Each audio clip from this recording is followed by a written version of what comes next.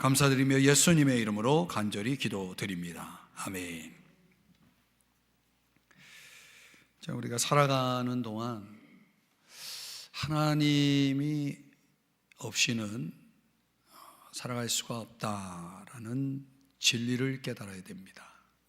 우리 인생의 자리를 돌아볼 때 과연 하나님은 우리에게 있어서 절대적인 분이다, 절대적인 필요자다라는 것을 우리가 깊이 깨닫고 살아가는 것이 중요하죠. 또 우리의 인생의 상황이 하나님을 밀어내고 멀리하고 있다면 우리는 지금 유혹 가운데 있는 것입니다. 반대로 하나님을 가까이하고 하나님 앞에 내가 더 가까이 나아가고 있다면 우리는 우리의 상황 속에서 지금 하나님 앞에 연단 중에 있다라고 그렇게 우리가 해석할 수가 있겠습니다. 하나님을 우리의 삶의 중심에 모시고 살아간다는 것이 이 세상에서 우리가 치르는 가장 큰 전쟁입니다.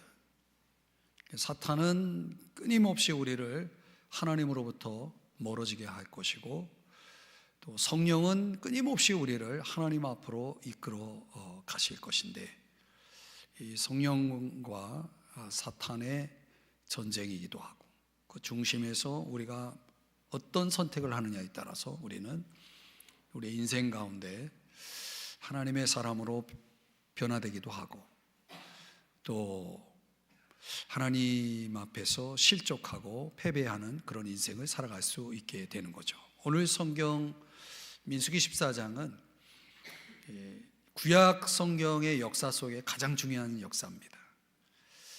그래서 만약에 구약 성경 이스라엘의 역사를 결정하는 가장 중요한 장 한 장을 선택한다면 여러분들이 성경을 어느 정도 이해하고 성경 스터디를 많이 저하고 같이 하신 분이라면 이 민수기 13장과 14장을 선택해야 됩니다.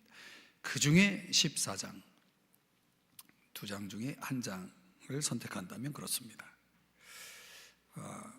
지난 우리가 13장의 묵상의 연장선에서 이스라엘의 실패의 역사, 결정적인 그런 실패죠.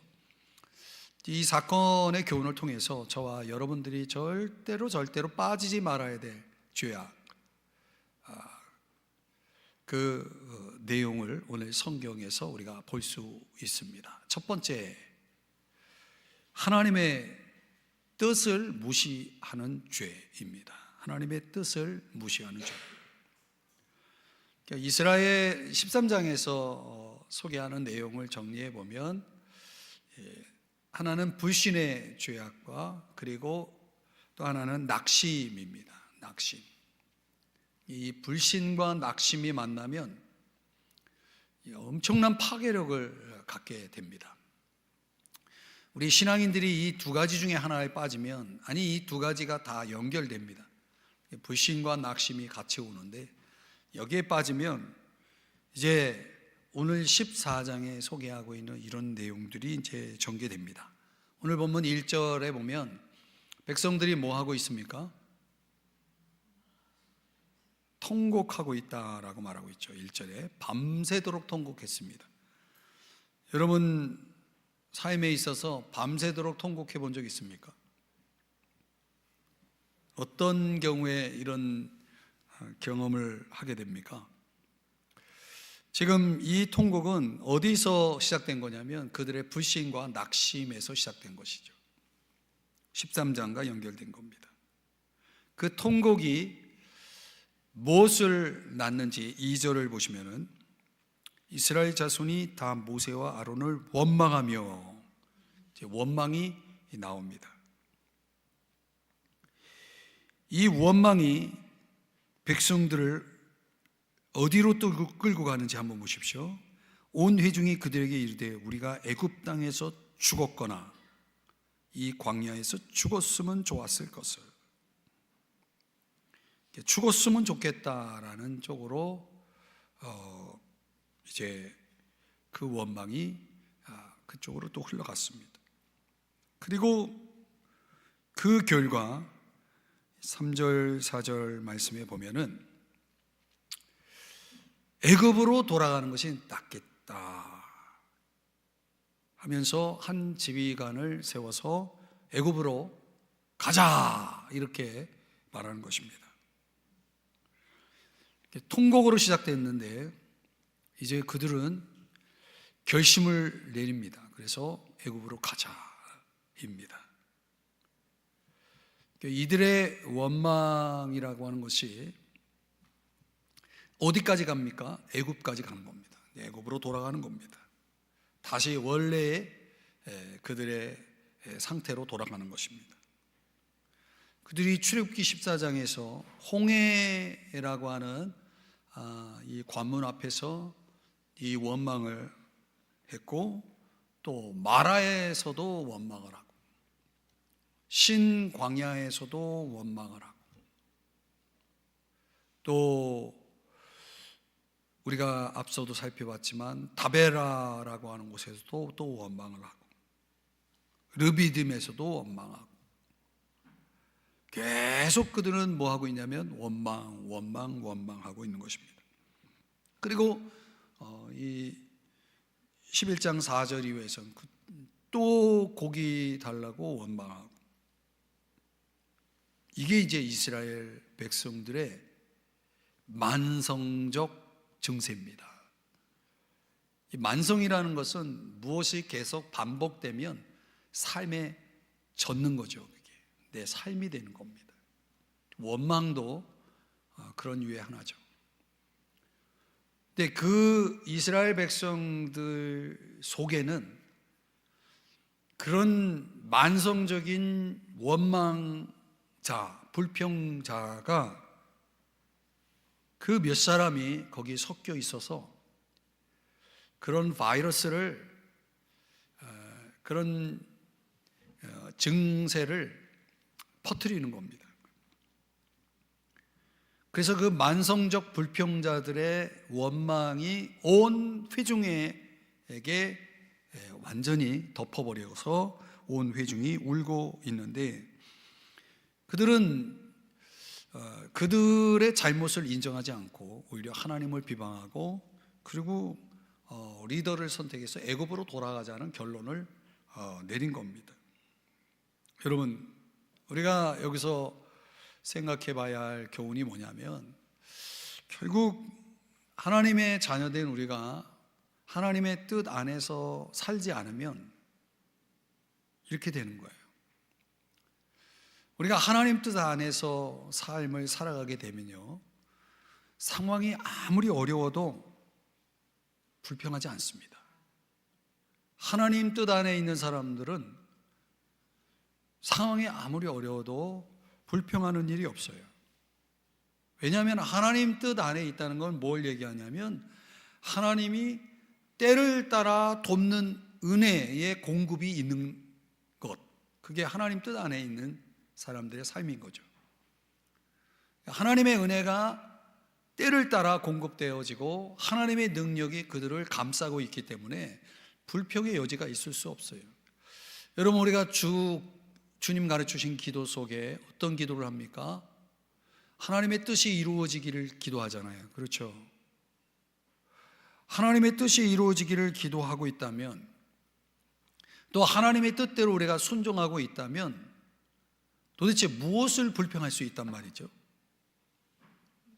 그것이 하나님 뜻 안에 있다면, 지금 내 삶의 모든 상황들이 하나님 뜻 안에 있다면 그 어떤 것이 불평의 여지가 있겠습니까? 그런 걸 불평할 수 있겠습니까? 그러니까 불평이나 이런 원망이라는 것은 하나님에 대한 감사의 마음이 없다는 증거거든요. 하나님에 대한 감사가 없다는 증거이고, 또 하나님의 뜻에 대해서 내 의지가 굴복되어 있지 않다라고 하는 것을 증세로 보여주는 거죠. 내가 여전히 내 뜻으로 내 뜻을 주장하면서 살고 있다는 증거죠. 하나님의 뜻 안에 있다는 것이 얼마나 중요합니까? 내가 하나님 뜻 안에 있지 않다라고 하는 것은 내가 하나님보다 더 똑똑하다는 얘기거든요. 내가 하나님보다 더 낫다. 나의 최선을 하나님보다 내가 더 잘 안다. 이런 거 아니겠어요? 이스라엘 백성들이 결론을 애굽으로 돌아가는 게 낫다 그랬잖아요. 낫다. 더 낫다. 이게 하나님의 계획보다 자기들이 더 옳다라고 주장하는 거 아니겠어요? 이 얼마나 하나님 위에 올라가는 교만입니까? 그렇죠? 근데 우리 인생의 장에서 이렇게 하나님을 밀어내는 일들이 우리 속에서 벌써 그런 중심이 무너지는 그런 일들이 많이 생기는 거죠. 그래서 빌립보서 2장 14절 우리 한번 자막의 내용 짧은 말씀이니까 같이 읽어봅니다. 시작. 모든 일을 원망과 시비가 없이 해야 된다는 거예요. 5절 이하 10절 말씀에 보면은 모세와 아론이 이제 엎드립니다. 오늘 자막에 여러분들이 보고 계시는 것처럼, 그러니까 모세와 아론은 어떤 상황이든지 뭘 할 줄 아냐면 하나님 앞에 엎드릴 줄 아는 거예요. 어떤 상황이 생기면 그냥 무조건 엎드리는 거예요. 이게 믿음의 사람들의 반응입니다. 어떤 일이 생기면 하나님 앞에 엎드리는 사람, 그 사람이 믿음이 있는 사람이거든요. 여러분들 믿음이 있습니까? 엎드릴 줄 알아야 되거든요. 또 여호수아와 갈렙은 6절 이하에 보면은 옷을 찢고, 자신들의 옷을 찢고, 그리고 8절 9절에서 주장하기를 여호와께서 우리를 기뻐하시면 저 가나안 땅을 우리에게 주실 거다. 우리가 저들의 메뚜기 밥이 아니라 그들이 오히려 우리의 먹이다. 왜냐하면 그들의 보호자는 그들에게서 떠났지만 하나님은 우리와 함께 계시기 때문에 우리가 두려워할 일이 아니다. 저 가나안 땅을 하나님이 우리에게 주셨고 하나님이 우리와 함께 한다면 우리는 반드시 저 가나안 땅을 차지할 수 있다, 정복할 수 있다, 우리 것이 된다라고 주장을 하는 거예요. 이렇게 바른 말을 하는 사람을 백성들은 좋아하지 않죠. 그래, 그게 바로 믿음이지. 너희들의 말이 맞다 하면서 여호수아 갈렙에게 감사하기는커녕 뭐라고 말합니까? 뭐라고, 어떤 행동을 합니까? 돌로 치고자 했다는 거예요. 이게 하나님의 음성을 들려준 거거든요. 여호수아 갈렙이 하나님의 뜻을 알려준 거거든요. 그러니까 우리의 인생 속에 우리가 정말 믿음으로 살지 못하면요, 내 주변에 정말 좋은 말을 해주는 사람들이 누군지를 분별을 못해요. 나의 진정한 친구가 누군지, 정말 나에게 도움이 되는 사람이 누군지를 제대로 분별하지 못하고 오히려 그들을 향해서 돌을 던지는 일들을 벌이는 거죠. 사랑하는 여러분, 이 하나님의 뜻을 무시하고 살아가는 인생들 속에서 벌어지는 일들이죠. 적어도 하나님께서 우리에게 이런 믿음의 동반자들을 붙여주시고 함께 할 때에 그런 이들이 종종 하나님의 음성을 들려주는 통로가 되는 경우가 많아요. 하나님이 내게 말씀하시는 건데 그 말씀을 그걸 무시해버리는 거죠. 그리고 고마워하지 않고 돌을 던지는 거죠. 하나님의 뜻이라고 하는 것이 우리에게 있어서 결코 나쁜 게 아니거든요. 하나님의 뜻이라고 하는 것은 그 속에 하나님이 나를 얼마나 사랑하는지를 담아놓은 것이고, 또 우리에게 있어서 요한복음의 말씀대로라면 하나님의 뜻은 우리에게 형벌이 아니라 양식이거든요. 우리를 살리는 양식이거든요. 우리를 올바른 길로 이끌어가는 하나님의 그 사랑의 줄이거든요. 그러니까 오늘 우리가 매일의 삶 속에서 그런 지혜가 있어야 됩니다. 하나님의 뜻이 무엇인지를 우리가 잘 알아야 돼요. 사도행전 22장 14절에 보면 하나님이 너를 택하여 너로 하여금 자기 뜻을 알게 하시며 그렇거든요. 하나님 뜻을 잘 알아야 됩니다. 또 에베소 5장 17절에는 이해를 해야 돼요. 주의 뜻이 무엇인지를 잘 이해를 해야 됩니다. 이런 걸 우리는 잠언의 단어로 표현한다면 명철이라고 말하죠. understanding. 하나님의 뜻에 대해 깊이 이해하는 거. 그 이해는 어디서 오냐면 묵상에서 오거든요. 우리가 하나님의 뜻을 아는 것은 배움을 통해서 오고, 하나님의 뜻을 깊이 이해하는 것은 이건 묵상을 통해서 옵니다. 묵상이 굉장히 중요합니다. 또 시편 40편 8절에 보면은 나의 하나님이여 내가 주의 뜻 행하기를 즐기오니, 다윗의 고백이지만 사실상 예수님의 고백이기도 했죠. 하나님의 뜻을 행하는 것을 즐거워해야 된다, 기뻐해야 된다는 거죠. 하나님의 뜻을 기뻐해야 된다는 거죠.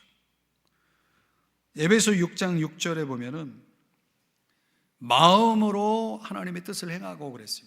그러니까 기꺼이 하나님의 뜻을 순종하는 그런 사람이 되어야 됩니다.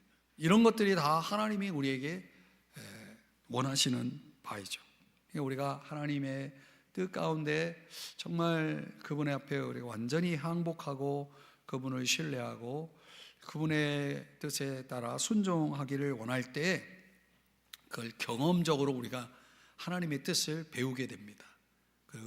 그것을 점점 하나님의 뜻에 대한 깊이를 더하게 되는 거죠.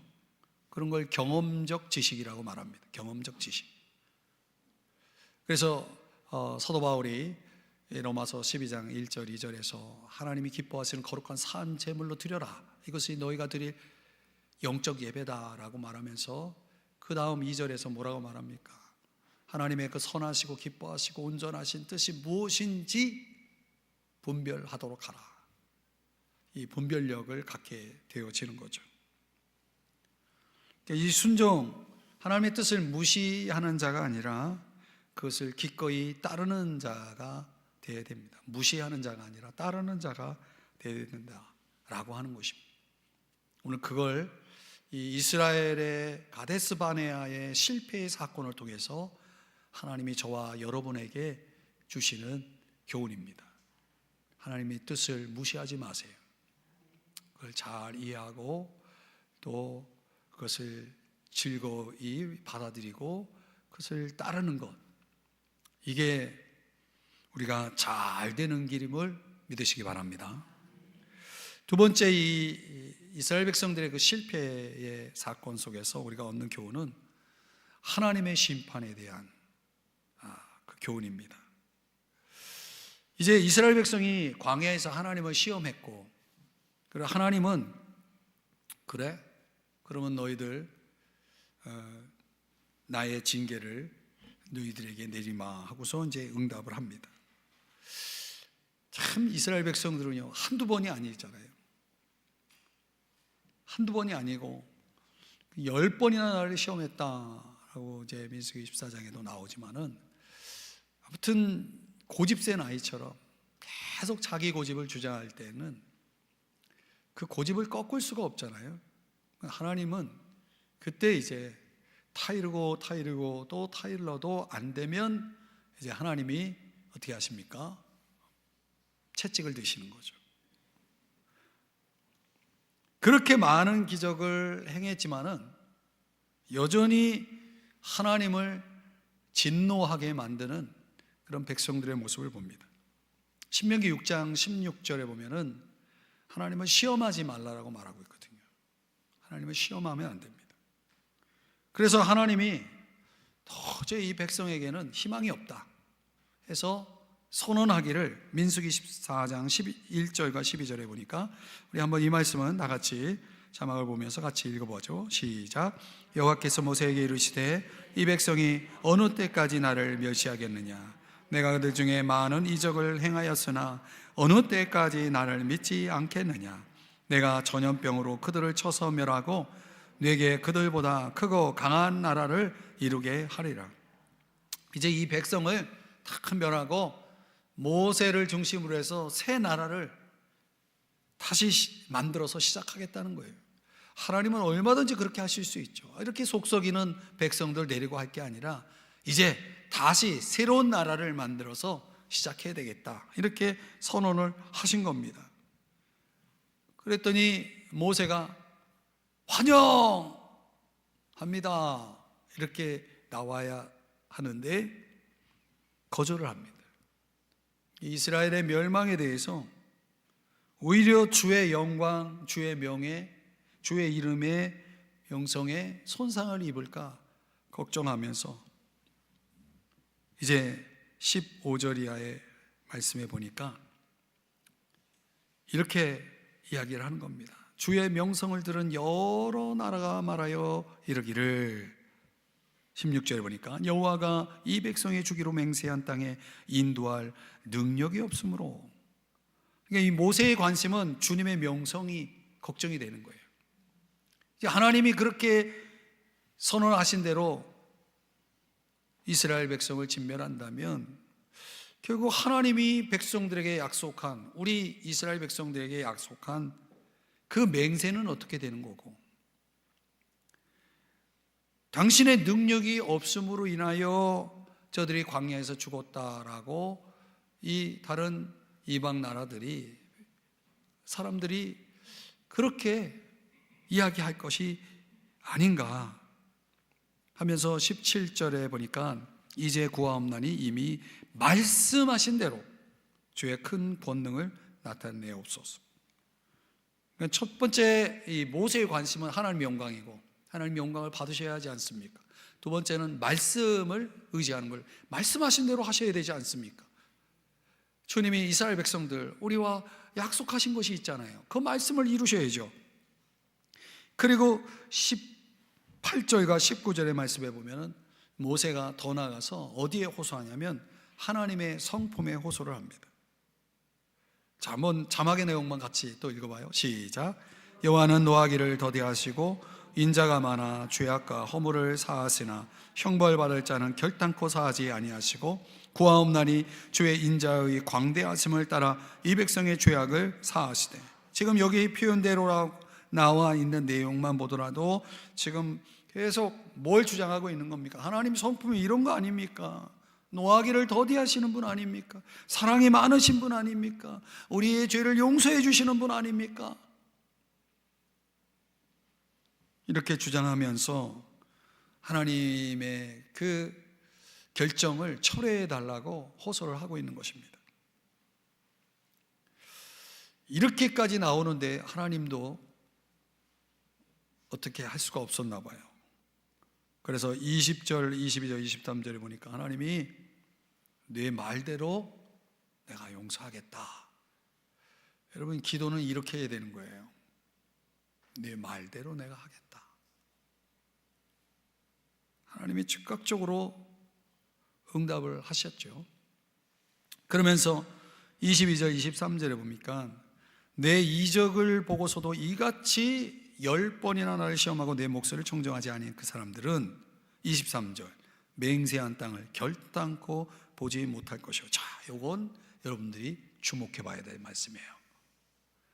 여러분, 하나님의 용서라는 것이 우리의 죄로 인해서 주어지는 끔찍한 형벌을 면제하지 않는다는 거예요. 용서와 죄의 결과는 다른 겁니다.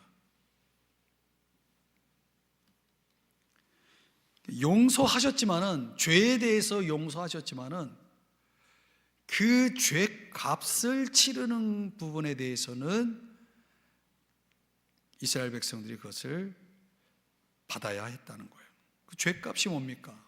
가나안 땅에 들어가지 못하는 거예요.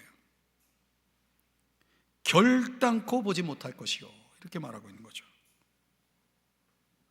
하나님은 원래 하나님의 영광을 위해서 온 열방에, 온 세상에 하나님의 영광을 드러내도록 이스라엘 백성을 선택했지만 그들이 그 역할을 제대로 수행하지 않고 책임을 제대로 감당하지 않았어요. 그래서 이제 그들이 실패했어요. 그렇기 때문에 그들은 그 결과를 받아야 했다는 거죠. 그래서 그 결과로 이 백성들은 가나안 땅에 들어가지 못하고 오히려 38년 동안 광야에서 방황하는 자가 되게 하셨고, 거기서 이제 방황하는 자가 되고, 또 20세 이상 나이 든 세대는 갈렙과 여호수아 제외하고는 다 광야에서 죽게 하셨고,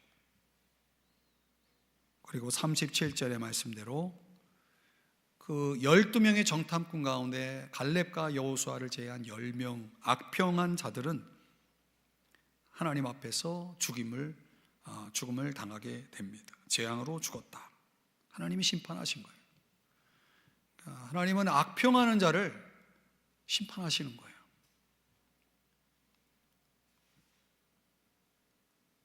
그래서 하나님의 심판이 여기 28절에 나온 대로 너희 말이 내 귀에 들린 대로 이루어졌다는 거예요. 그러니까 그 근거가, 하나님의 심판의 근거가 하나님의 아이디어가 아니라 그 이스라엘 백성들 입에서 나온 말대로 그렇게 했다는 거예요. 우리가 들어가지 않겠다 라고 해서 그들이 들어가지 못했던 거예요. 그 여러분, 말이 얼마나 중요한 거예요. 이 이스라엘 백성들의 이 실패의 사건 속에서 우리가 배워야 할 중요한 교훈이 바로 이런 거죠. 우리가 절대로 하지 말아야 될 것 가운데 하나는 뭡니까? 말 조심이에요. 말 조심. 왜냐하면 그 말은 사람이 들을 수도 있고 듣지 않을 수도 있지만 하나님은 다 들으신다는 하나도 놓지 않고, 아니 우리 속으로 하는 말도 듣습니다. 결국은 모세는 세계 역사에서 가장 긴 장래 행렬을 인도한 사람이 되었어요. 장래 행렬이라는 게 뭐 그 수가 얼마나 됩니까? 뭐 많아도 몇백 명, 몇천 명? 여기는 어떻게 되는 겁니까? 숫자적으로 말하면 장정만 60만이 넘었으니까, 그죠? 그러니까 이렇게 긴 장래 행렬을 인도한 사람은 아마 모세밖에 없을 거예요. 여호수아와 갈렙만 약속의 땅에 들어가서 그들이 얘기한 대로, 그 여호수아와 갈렙이 말한 대로 그들은 기업을 받고 누리게 되었다는 것입니다.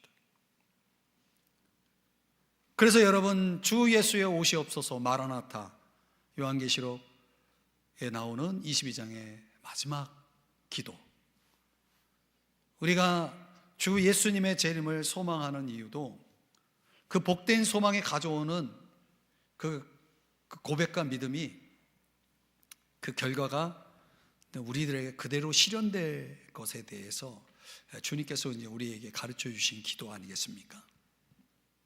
주 예수에 어서 오시옵소서. 기도대로 하신다는 거예요. 말한 대로 하나님이 하시는 거죠. 그래서 우리가 하나님 앞에 늘 그렇게 기도해야 되는 겁니다. 그러면 그런 소망 가운데 살아가는 자들은 이 땅에서 아무리 힘들고 어려워도 시련 가운데서도 순례자의 길을 멈추지 않고 계속 갈 수 있는 용기를 얻게 되는 것입니다.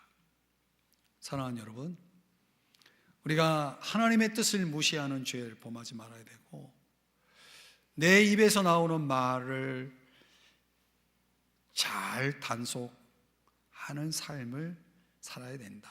왜? 그 말이 나의 심판의 기준이 되기 때문이다 라는 것입니다. 마지막으로 세 번째, 오늘 이 이스라엘 백성들의 실패 사건 속에서 우리는 하나님의 명령에 대한 불순종을 따르지 말아야 된다. 이게 세 번째 교훈입니다. 큰 실패가 있었고 하나님의 선언이 이제 그 말한 대로, 하나님의 귀에 들린 대로 심판을 선언하신 후에 큰 실패가 있고 다음 날이 되었을 때 하나님은 이 백성들을 광야 길로 긴 행진을 시작하도록 지시를 하셨거든요. 그게 25절의 말씀이에요. 너희는 내일 돌이켜 홍해길을 따라 광야로 들어갈지니라. 이게 하나님의 명령이잖아요. 하나님의 명령이죠. 이제 하나님이 이스라엘 백성들의 죄를 용서했지만은 그들이 죄가 가져온 결과에 따라서 그들은 이제 38년 동안 긴 광야 방황을 시작해야 했다는 거죠. 이게 하나님의 명령이거든요. 그런데 이 명령을 백성들이 따르지 않고 40절에 보니까 아침에 일찍이 일어나서 광야로 들어가지 않고 어디로 들어갑니까? 산 꼭대기로 올라갔다는 거예요. 왜 산 꼭대기로 올라갔느냐? 싸우러 가는 거예요. 지금 가나안 땅에 자기들이 이제 들어가겠다는 거예요. 또 가기 싫다고 할 때는 언제고 이제는 또 가겠다는 거예요. 이 변덕을 어떻게 설명할 수 있겠습니까? 그러면서 하는 말이 뭡니까? 우리가 범죄하였습니다. 내 죄를 알렸다. 범죄하였다라고 말을 합니다. 회개하는 겁니까? 아니, 회개했다면, 그들의 진정 잘못을 뉘우쳤다면 광야길로 가야죠. 하나님 명령대로. 그런데 죄를 인정하는 듯 하지만 삶은 여전히 하나님이 하라는 것과 정반대로 자꾸 하는 거예요. 하나님이 광야로 들어가라 그랬더니 자꾸 산꼭대기로 반대로 산꼭대기로 올라가는 이 모습을 보십시오. 그러니까 한번 하나님 앞에 이런 마음의 불신과 불평과 반항의 태도가 들어간 사람들은요, 계속해서 문제를 일으킵니다. 계속 무슨 청개구리도 아니고 자꾸 반대로 하는 거예요. 이런 걸 성경은 뭐라고 말하냐면 교만이라고 하는 거예요. 교만. 자기 생각으로 자기 주장으로 자꾸 나가는 거예요. 잠언 16장 18절 말씀은 다 같이 읽습니다. 시작. 교만은 패망의 선봉이요 거만한 마음은 넘어짐의 앞잡이이니라. 넘어짐의 앞잡이에요. 계속 그걸로 또 넘어집니다. 이게 백성들이 39절에 보니까 크게 슬퍼하잖아요. 그리고 40절에 조금 전에 말씀대로 우리가 범죄했다라고 말을 합니다. 범죄했다라고 말을 합니다. 이건 진정한 회개가 아니었다는 거예요. 그들의 슬픔은 단지 후회였을 뿐이에요. 그럴 줄 알았으면 그냥 올라갈 걸. 괜히 싫다고 애굽으로 돌아가자고 해가지고 우리가 지금 이 꼴이 됐다 해가지고 후회를 하고 있는 거예요. 여러분, 후회와 회개는 전혀 차원이 다른 겁니다. 그러니까 백성들은 자신들의 잘못을 전혀 인정하지 않고 있는 거예요. 저는 목회하면서 이런 경우 많이 봅니다. 후회는 하지만 회개하지 않는 경우. 이 삶이라는 것이 우리의 잘못된 선택에 따라서 후회가 있을 수 있죠.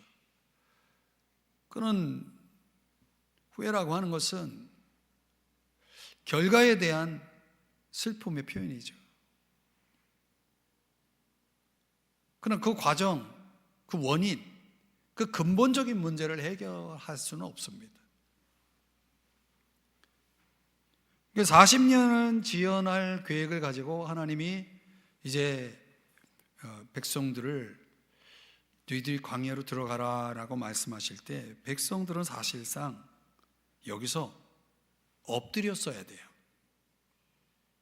하나님 앞에 엎드리고 죽을 죄를 졌습니다. 이 죄인을 용서해 주세요. 통회에 자복했다면 어땠을까요? 그래서 이들은 자신들의 잘못된 선택에 대한 후회를 하고 있지만 하나님 앞에서 뭘 잘못하고 있는지를 전혀 깨닫지 못하고 있는 사람, 이런 모습을 보이는 겁니다. 우리가 신앙생활에서 그럴 수 있는 거예요. 내 삶에 주어지는 손해로 인해서 내가 후회는 하고 있지만 그게 진정으로 잘못됐다라고 뉘우치지 못하고 회개하지 않는 사람들이 얼마나 많은지 몰라요.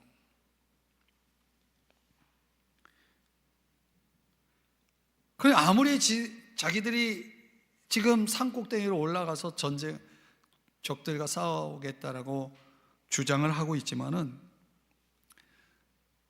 하나님은 꿈쩍하지 않는 거예요. 이미 열린 문은 닫혔어요. 주일 말씀하고 연결해 보면 열린 문이 닫혔거든요. 그거 닫아놨는데 그걸 들어가겠다라고 해봤자 자기들만 손해죠. 하나님이 함께 하지 않는 한, 하나님의 도움이 있지 않는 한, 다시 말하면 하나님과 올바른 관계 속에 있지 않으면 우리가 아무리 하나님 앞에 도움을 요청해도 도움이 주어지지 않습니다. 이 말을 기도 생활로 적용하면 우리가 아무리 기도해도 하나님과 올바른 관계 속에 있지 않은 사람들에게는 하나님의 도움이 있을 수가 없어요. 내가 지금 잘못된 길로 가고 있는데 하나님이 도와줄 수가 있습니까? 하나님의 속성, 하나님의 성품과 이게 맞지 않거든요. 모세도 움직이질 않아요. 언약궤도 움직이질 않아요. 언약궤는 움직인다는 것은 굉장히 중요한 거예요. 왜냐하면 언약궤가 움직이는 한 하나님도 같이 움직이거든요. 민수기 10장에 말씀하는 것처럼. 그럼 언약궤가 움직이는 대로 그 언약궤 앞에서 적들이 물러가게 돼 있고 도망가게 돼 있었는데 언약궤도 움직이질 않죠. 구름도 움직이질 않았어요. 나팔 소리도 없었어요. 근데 백성들이 그냥 올라가는 거예요. 산꼭대기로. 결과는 어떻게 됐을까요? 뻔하죠. 하나님이 함께하지 않는데 그들에게 무슨 승산이 있었겠어요? 결코 적들을 물리칠 수가 없었던 것이죠. 그래서 41절에 뭐라고 말씀하냐면 모세가 말하는 거예요. 너희가 어찌하여 이제도 여호와의 명령을 범하느냐? 이 일이 형통하지 못하리라. 하나님이 가라고 하는 대로 가야지. 너희들이 간다고 하나님이 그냥 너희들 도와줄 일 없다. 형통하지 못하리라. 42절에 뭐라고 말합니까? 여호와께서 너희 중에 계시지 아니하니 올라가지 말라. 너희의 대적 앞에서 패할까 하노라.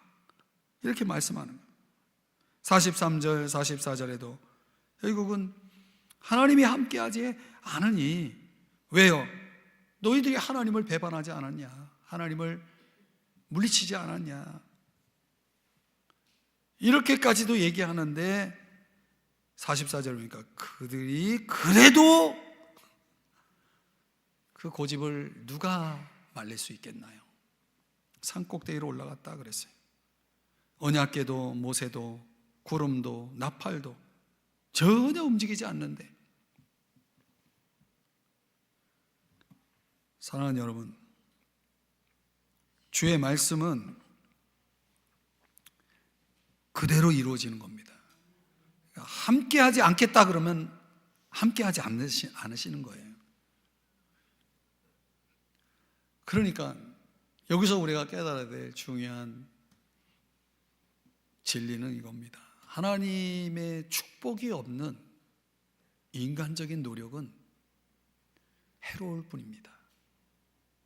하나님의 축복이 없는 인간적인 노력, 지금 이스라엘 백성들이 하고 있는 산꼭대기로 올라가는 그 수고, 그 노력, 그 애씀, 그 열심 다 소용없는 겁니다. 그래서 예수님께서 뭐라고 말씀했습니까? 요한복음 15장 5절 다 같이 자막을 보면서 읽어봐요. 시작. 나는 포도나무요 너희는 가지라. 그가 내 안에 내가 그 안에 거하면 사람이 열매를 많이 맺나니 나를 떠나서는 너희가 아무것도 할 수 없습니다. 나를 떠나서는 아무것도 할 수 없는 겁니다. 사람들은 인간의 노력을 신격화하는지 모르겠습니다. 가데스 바네아가 주는 교훈이 결론적으로 그렇습니다. 하나님의 약속에 대한 믿음, 하나님 말씀에 대한 믿음, 내가 이 땅을, 가나안 땅을, 저 땅을 너희들에게 준다라고 약속을 하셨으면 그걸 믿어야 되는 겁니다. 하나님이 가라 하면, 명령하시면 가야 되는 겁니다. 순종해야 되는 겁니다. 그걸 대신할 수 있는, 그 믿음과 순종을 대신할 수 있는 건, 대체할 수 있는 건 아무것도 없습니다. 믿음이라는 것이 그냥 내가 무엇을 느끼든 보든 뭔가 일어날 것이라고 예측하는 것이, 그 무엇이 있든 간에 상관없이 그냥 하나님께 단순히 순종하는 것, 그 순종을 성경에 이제 믿음이라고 말하는 거거든요. 하나님은 믿음을 너무 기뻐하시고, 우리가 믿으면 그분을 신뢰하고 믿고 그분을 따르면 그분이 너무 기뻐가지고 기적을 행하시거든요. 그분이 이루어 주시거든요. 왜냐하면 그분의 이름이 영화롭게 되기 때문에. 그 순종하고 믿고 하는 사람들한테 하나님의 이름이 영화롭게 되어지지, 그런 것도 없는 사람이 자꾸 원하는 대로 하고 싶은 대로 잘 되고 그러면 하나님이 그걸 통해서 영광을 받습니까? 그 사람이 하나님께 영광을 돌리지도 않는데, 인간적인 노력을 해서 내가 얻었다 합시다. 하나님이 영광을 받으시겠습니까? 내가 하나님의 영광이라 생각하지 않는데, 은혜라고 생각하지 않는데, 이게 공식이에요, 공식. 그래서 전도자 D.L. 무디가 한 말이지만, 진정으로 참된 믿음이라는 것은 인간의 약함이 하나님의 강함에 기대는 것이다, 이렇게 표현했어요. 기대는 게 뭔지 아시죠? 의지하는 거거든요. 그러니까 내가 너무 약하기 때문에 자꾸 하나님에게 내가 자꾸 기대는 거예요. 그분에게 손을 내미는 거죠. 오늘 이 가데스 바네아, 이스라엘의 역사 속에 가장 중요한 사건이거든요. 물론 그들에게는 실패의 사건이지만, 그 실패의 사건 속에서 우리가 배울 수 없다면 우리도 가데스 바네아의 그 이스라엘의 실패의 역사를 계속 생활 속에서 반복하는 거예요. 그들이 했던 그 실패를 계속 반복하면서 우리도 살아가게 돼 있어요. 왜냐하면 성경은 우리의 거울이잖아요. 그렇죠? 근데 사람들이 그걸 깨닫지 못하는 거예요. 오늘 민수기에서 가장 중요한 장을 여러분들이 듣고 있는 거예요. 아니, 구약 성경 전체 속에서 가장 중요한 장을 여러분들이 보고 있는 겁니다. 결론적으로 하나님의 뜻을 무시하지 마십시오. 그게 얼마나 큰 교만인지 모릅니다. 하나님의 뜻을 잘 이해하고 즐거이 따라야 된다라는 것이고, 하나님의 심판이라고 하는 것이, 놀랍게도 하나님은 그 기준을 우리가 말한 대로 하시겠다는 거예요. 그게 얼마나 이 기가 막힌 일이에요. 내 말 한마디가 얼마나 중요한 거예요.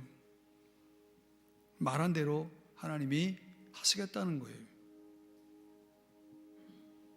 그래서 말 한마디로도 축복이 주어지고 말 한마디로 저주가 주어질 수도 있는 거예요.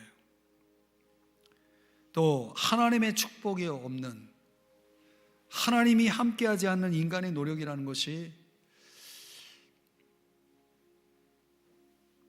가만히 보면 그게 우리에게 해로운 것이라는 것을 알아야 됩니다. 그래서 인생의 장에서 당장 내 눈에 보여지는 것 안에서 우리가 착각하면 안 되는 것은 그래요. 저는 내일 시험 치를 우리 자녀들에게도 그저 열심히 노력을 하는 것이 전부는 아닌 것 같아요. 제가 볼 때. 만약 그 아이들에게 하나님이 없는 아이들이라면 그 시험의 결과가 그 아이들의 인생 속에 어떤 영향을 미칠 거예요? 하나님이 없는 아이들이라면. 잘 보면 자기가 잘해서, 아니면 운이 좋아서 그렇게 해서 그들의 목표를 이루어서 그들이 원하는 대학을 가고, 그럼 그들의 인생 속에서 우리가 무엇을 내다볼 수 있겠습니까? 우리가 인생을 좀 지혜롭게 바라보고 있다면 저는 그렇게 축복하고 싶어요. 내일 시험 치르는 우리 자녀들에게. 시험이 중요하지만 그 시험이 전부는 아니다. 정말 그 아이의 인생 속에 대학만 가면 됩니까? 그 다음은요? 졸업해야죠. 졸업하면 끝나는 겁니까? 다 아시잖아요. 아이들에게 하나님이 들어가야 돼요.